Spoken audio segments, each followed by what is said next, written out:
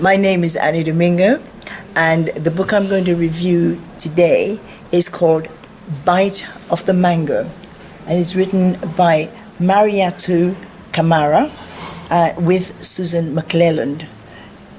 Mariatu Kamara is a Sierra Leone girl, and this is a non-fiction book, and it was written with the help of Susan McClelland, who is a journalist. This book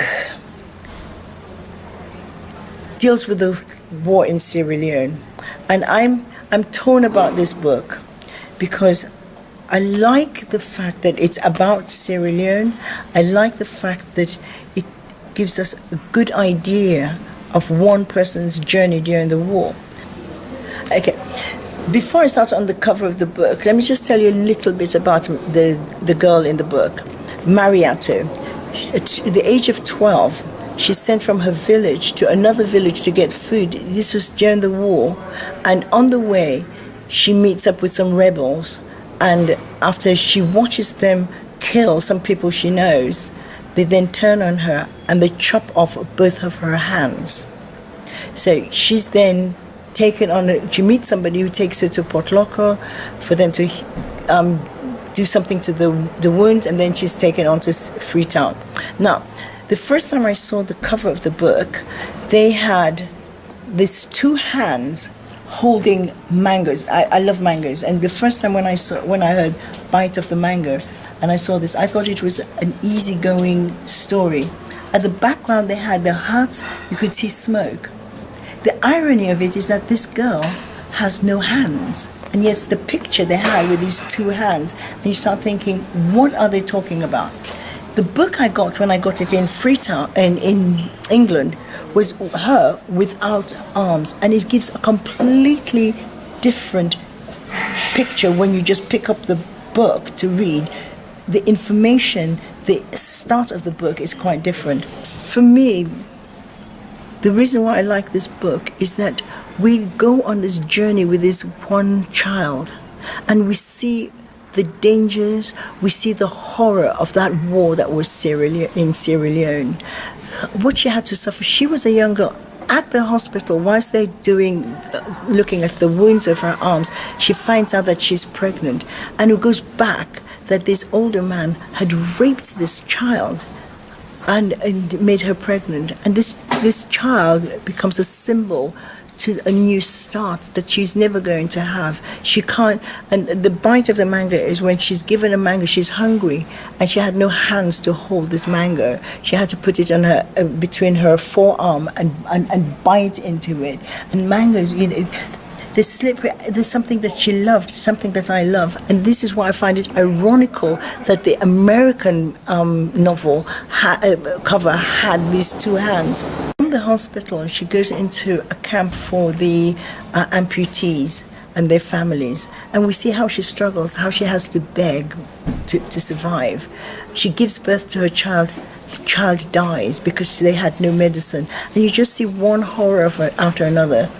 And then she's taken to England to be fitted with these false arms that she hated. And from there she goes to Canada, and she goes to school and so on. So for me, it's that whole journey that I want people to know about the things that happened in Sierra Leone during the war.